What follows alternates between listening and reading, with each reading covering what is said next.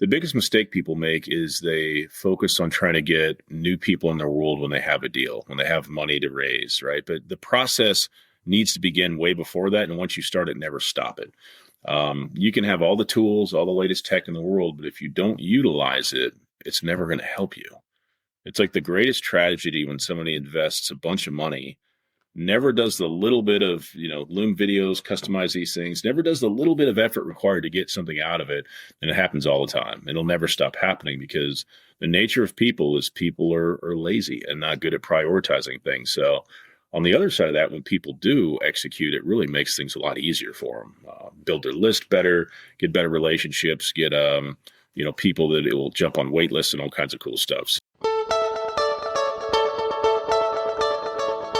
Welcome to the Real Estate Mogul MD podcast. Thanks for tuning in and taking control of your financial future. This is a show where we not only motivate and inspire, we give you actionable real-world experience to help you live life by design. You'll hear journeys and stories from other physicians, investors, coaches, consultants, and entrepreneurs. And now, here's your host, Brett Riggins. What if your marketing system never slept? Your CRM nurtured leads on autopilot, and you still had time to sit by the pool. Today's guest is Jason Wright, automation expert, passive real estate investor, and founder of Intentionally Inspirational.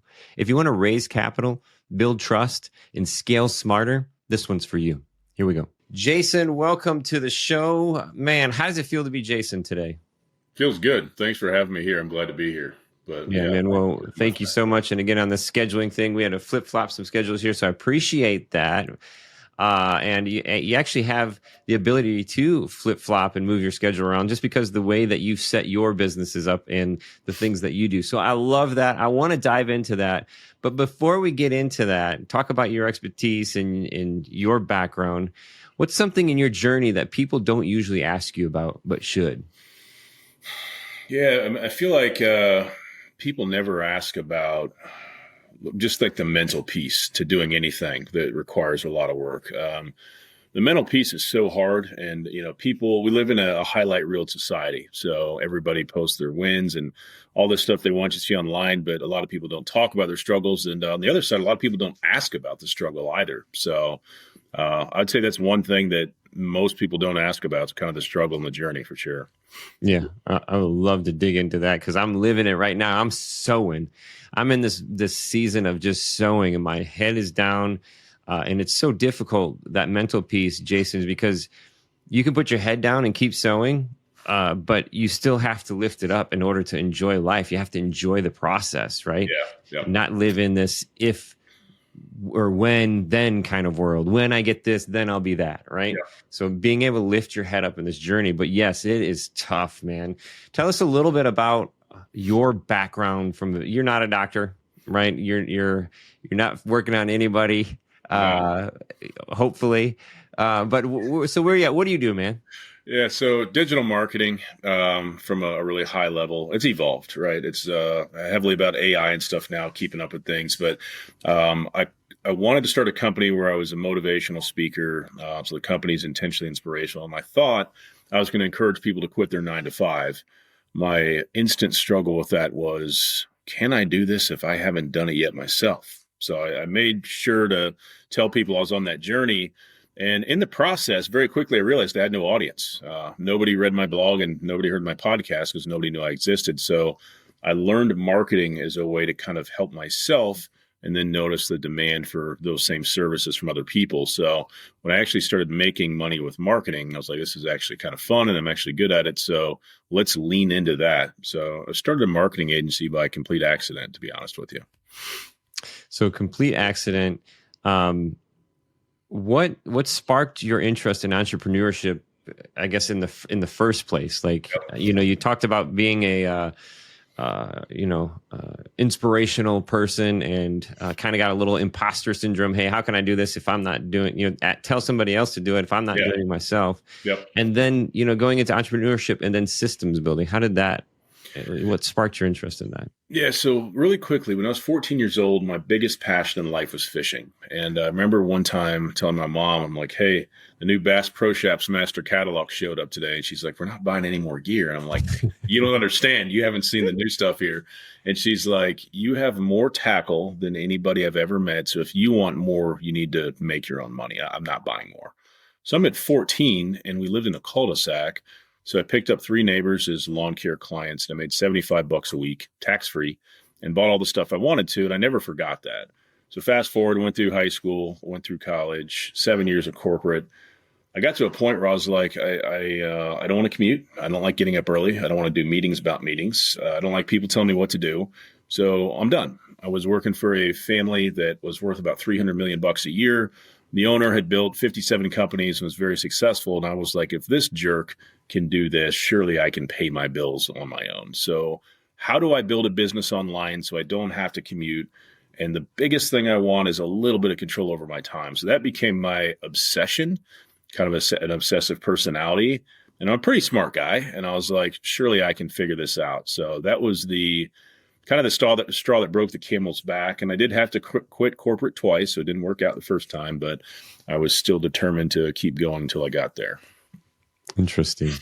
I don't know why, but just something jumped into my mind.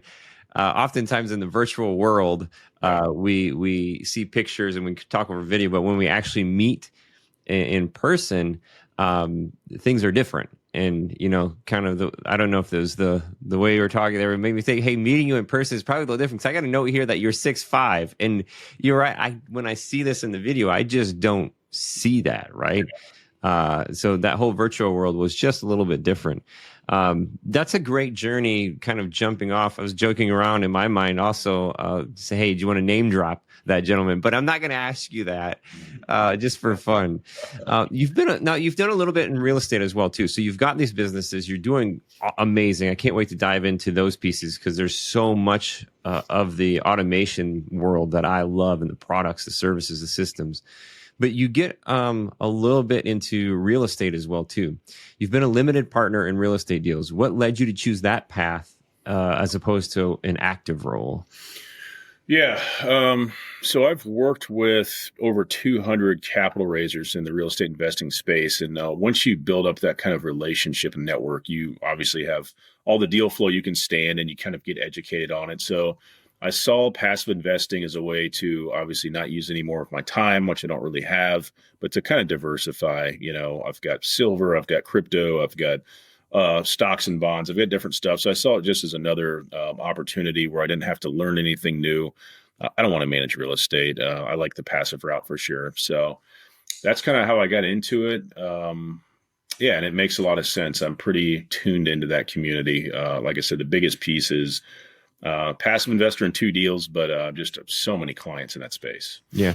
Now I looked at your website, intentionallyinspirational.com, and I can't help but to notice some of those people that have given you testimonials use your system, utilize your systems, your processes to do that capital raise, right? Those automations. So some great testimonials on there from actually some people that have already been on this show as well too.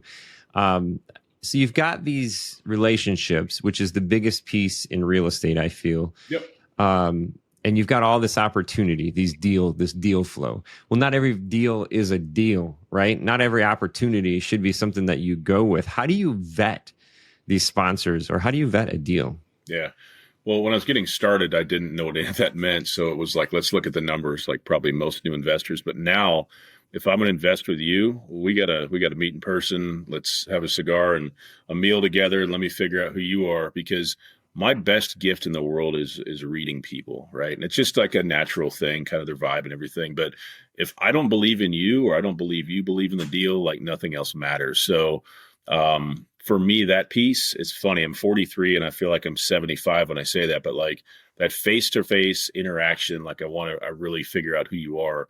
That's how I would begin vetting deals going forward. So I got to really know the person, the sponsor. I want to see them, and kind of based on how that goes, we'll take a look at what's next. But I think a lot of it's changed. I've got some heartburn around multifamily. I know a lot of people do, just based on how some things have gone the last 2 years. I'll probably, to be honest, look at different asset classes going forward.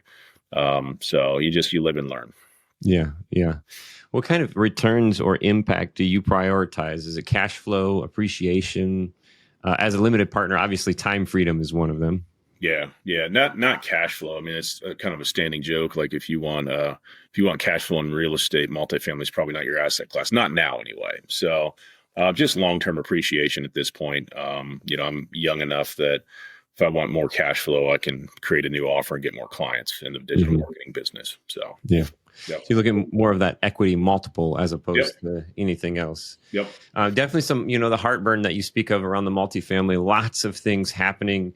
yeah, And it could even be the operators or the sponsors going through this fad of syndication and then compounded by insurance, compounded by yeah, cost of money, and that's really going to start filtering out the actual operators yeah, versus the marketers, for yeah, lack of a better term, right? yeah, But sitting down and chatting with somebody, shaking their hand, it means a lot, and it does. Even if you don't have the experience of vetting or judging a person, when you can sit down and sense their genuineness, it's a piece. But man, genuine people can still get burned. yeah, It's all out there for the taking. yeah, All right, let's talk about this a little bit. You've built over 650 sales funnels. yeah. What's one strategy real estate investors should borrow from online marketers?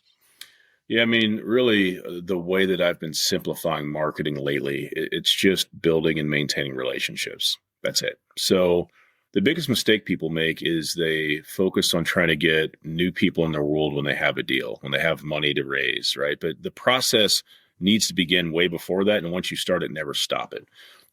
You can have all the tools, all the latest tech in the world, but if you don't utilize it, it's never going to help you. It's like the greatest tragedy when somebody invests a bunch of money, never does the little bit of, Loom videos, customize these things, never does the little bit of effort required to get something out of it.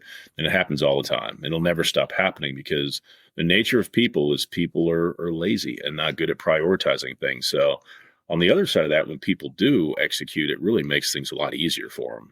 Build their list better, get better relationships, get, people that it will jump on wait lists and all kinds of cool stuff. So it's really the simple stuff, but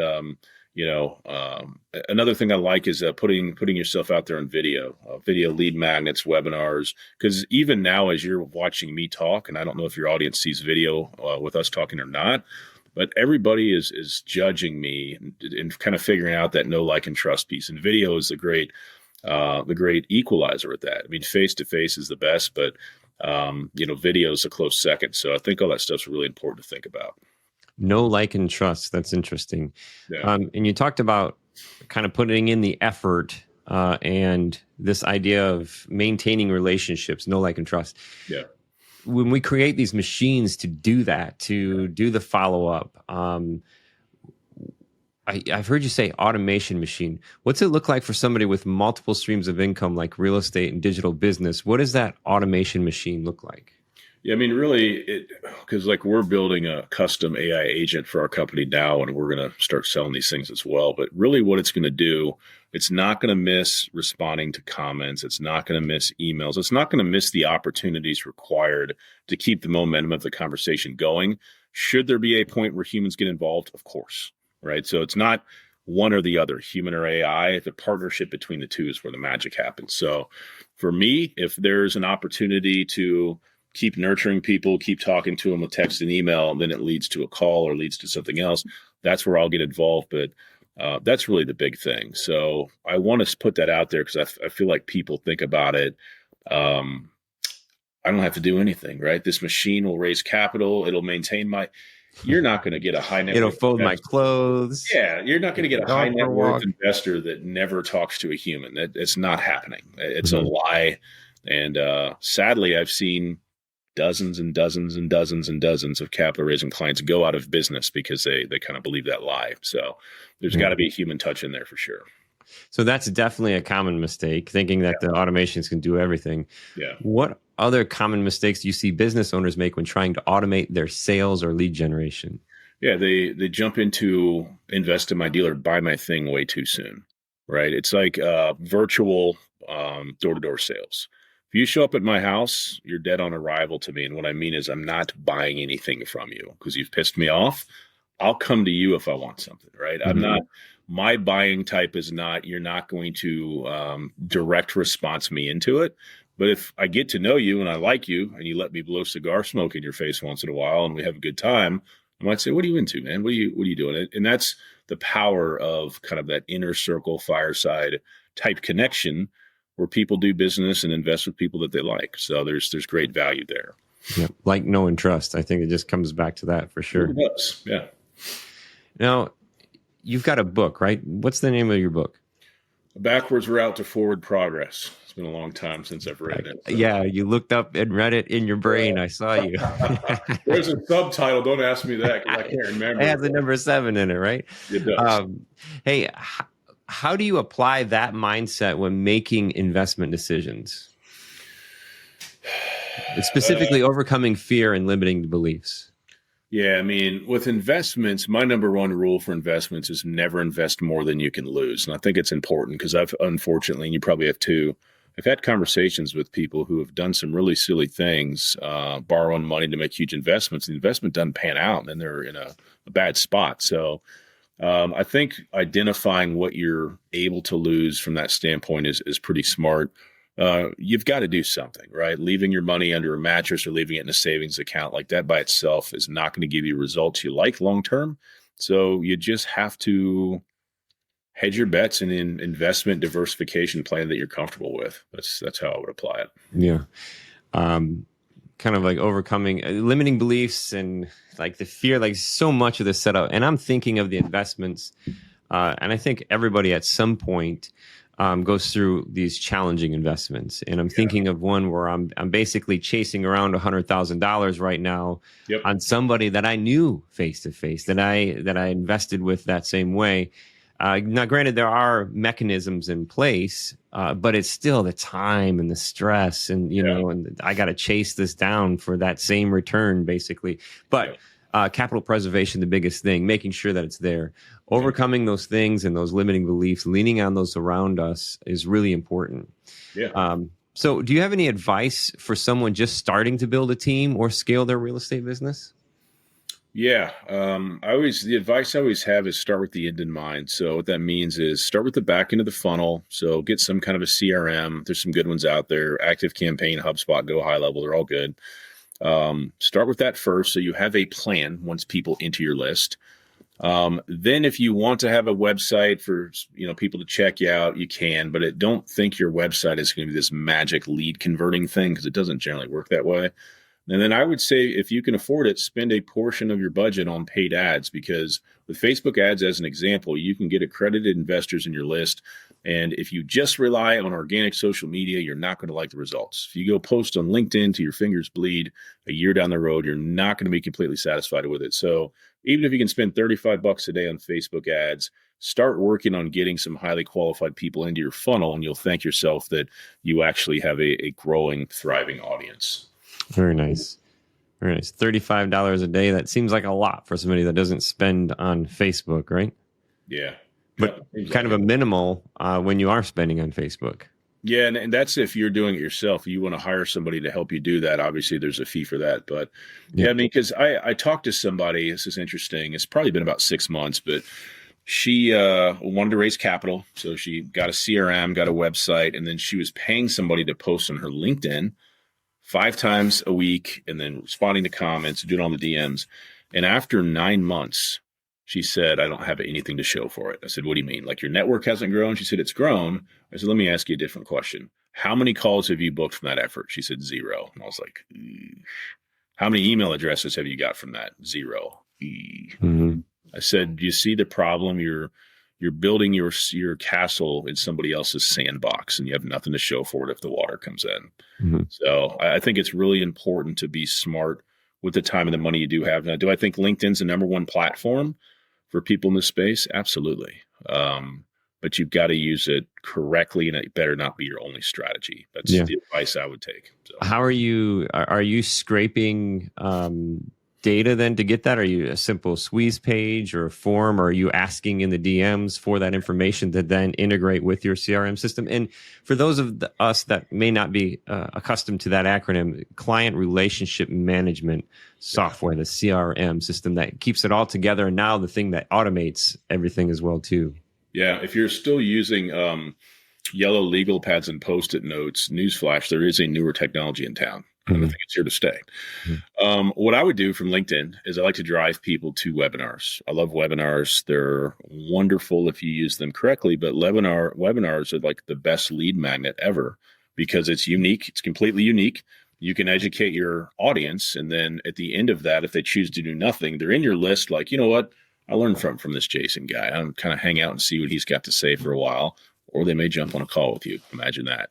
So I really like pushing people from LinkedIn straight into webinars. We do one a month. We mix up our content, but it all kind of ties in, but highly interactive, highly educational. And if it goes well, we'll actually make an on-demand version of it as another piece. So that's what I like to do. Using just a PDF or just a white paper, so many people in this industry have the same lead magnets. There's just nothing special about it. No one cares. But when you add the interactive human live element to it, things typically go a lot better for you. Like know and trust. It just keeps coming back to me, man. Yep. Hey, what's a system or a habit that's created the biggest impact on your success? For me, it's probably the email marketing automation. So once somebody, let's just use an example. The thing that really changed my business is when I used to do a sales call, I always do it through Zoom because I always want them to see me, even if they want to hide behind the camera. In 2025, if a guy hides behind the camera, I literally like antagonize him, like, turn on your camera, bro. What are you doing? You know? And but I always go on camera and then we'll see what's going on. If I have an offer that makes sense, I'll present it to them. I don't have any, pressure to buy. But if they don't buy, they've got to go into some kind of a nurture after that. That alone changed my entire business. If somebody says I'm in, but they haven't paid, there's another nurture for that. So making sure that you are nurturing people based on what they have or haven't done is very important. And it's not new technology, but that's probably the number one thing that has allowed me to do what I've done. So, and how about something maybe this year? Like, what's the latest piece of tech in the automation world that changed the game? Like the most recent change for you? So it's interesting. So it's got to be the AI assisted stuff.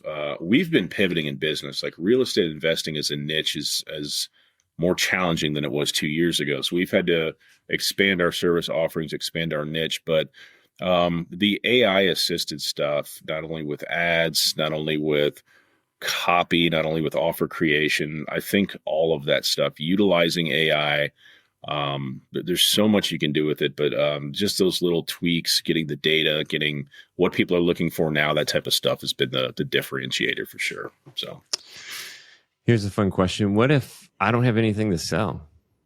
What am I doing here? Like, what am I doing with the CRM systems and like constant relationship building and reaching out? What if I don't have anything to sell? Am I just spending money, or am I missing out on opportunities? Everybody has something to sell. Do you have experiences? Right? Oh, I've got so many, and some that you don't even want to hear about for sure. So everybody's got the opportunity to coach, consult, educate on the path that you've taken. And you may tell yourself, I'm not far enough yet. It's a lie. There's always somebody back where you started who wants to take the journey you've taken in some regard, or they may be in a challenge you've been in. So everybody's got that ability to sell their time in a one-to-one or one-to-many setting, if that makes sense. Yeah, absolutely. Absolutely. Hey, where can listeners connect with you and learn more about what you're building? Yeah, intentionallyinspirational.com is our home base. I just redid the site. You'll see a whole bunch of smoke on that homepage. That's because I like cigars. I've had people ask me some weird questions, and I'm like, no, I'm not a firefighter. No, I'm not doing that. So that's what it is. But yeah, we're into all kinds of cool stuff here lately, and I really like the direction that we're headed and things are going. So that's awesome. I can relate so much to this. Being from the real estate world, consulting world, and the digital techie kind of background with automations, we've didn't talk anything about Zapier or We use a platform called make.com. All of this stuff anymore, there's so many integrations between platforms where you don't even have to know Zapier. If I'm working with Slack and I'm working with ActiveCampaign, Go High Level, all of this stuff is integrated together. So there's codeless, no code ways to do these automations. So for the listeners out there that think that it can't be done, it can be done. I think building your expanding your associations, getting the right people around you is the biggest piece. Yeah. Once I had somebody sitting at the table, you say, hey, take a look at this. This is called Zapier. I'm like, what? My brain can't think. I'm too busy. I can't do any of that stuff. Having the right people at the table is what makes that inflection point, right? That quantum leap for you. Yep. And I encourage the listeners to go to Intentionally Inspirational and connect with you, Jason, because I can tell in the experience, the way that you talk about this stuff, building it, that like, know, and trust piece, like it's huge and everybody has something to sell. Yeah. Providing that value is the biggest piece. Once you're providing that value, then you can start, making these little exchange of value as things go. So reach out to Jason. Man, thank you for your time today. I've enjoyed the conversation. I have as well. Thank you for having me. Awesome. Enjoy the rest of your day, sir. You're going to do some golfing? What do you got going on today? No, I think I'm going to do some sitting by the pool once I get through taking care of these clients. So, nice. Where are you at? Where are you located? I'm in South Georgia, so we're about a half mile from Florida on the Atlantic coast. Oh, right on. We are just outside of Charlotte. We're upstate in South Carolina. It is a pool day here as well. So enjoy the waves, man. Enjoy the waves. You as well. Well, there you have it. This episode wasn't just about automation. It was about intentionality. Whether you're scaling a real estate business or raising capital, Jason reminded us that real relationships drive real returns. Visit intentionallyinspirational.com to learn more. Thank you for your time. More importantly, thank you for your attention today. This is the Real Estate Mogul MD. This episode is powered by Crescent Tech. If you are looking for a CRM built for real estate investors, discover Streamline REI by Crescent Tech. Simplify, automate, close faster.